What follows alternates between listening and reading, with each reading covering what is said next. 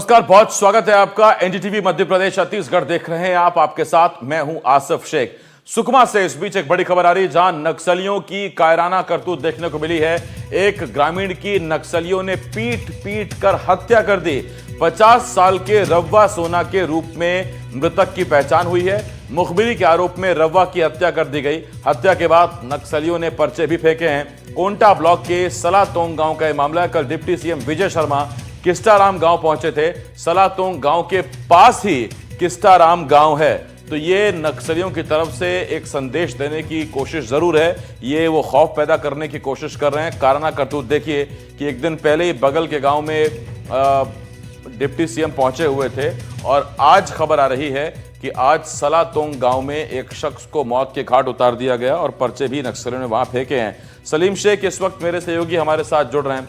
सलीम, एक तरफ ये चिट्ठी लिखकर विचारधारा सरेंडर उसकी बात करते हैं, मुख्य विचारधारा में आने की बात करते हैं, मुख्य धारा में, और दूसरी तरफ अभी भी ये काराना करतूत जारी है।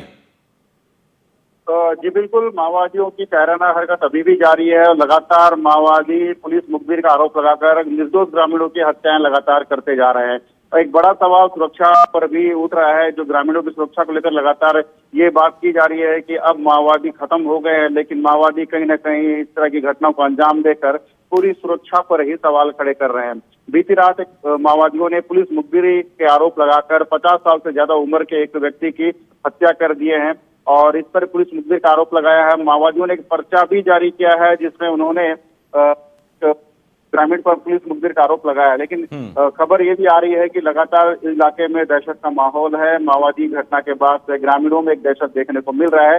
कल यही इलाका था जहां प्रदेश के डिप्टी सीएम विजय शर्मा पहुंचे थे, और उन्होंने इलाके में बैंक का उद्घाटन किया और सुरक्षा के पुख्ता इंतजाम करने के दावे किए थे। लेकिन अब ग्रामीणों की हत्याएं लगातार हो रही है, पुलिस मुखबिर का आरोप लगाया जा रहा है, और इस तरह की घटना लगातार होने से सुरक्षा पर भी सवाल खड़े हो रहे हैं।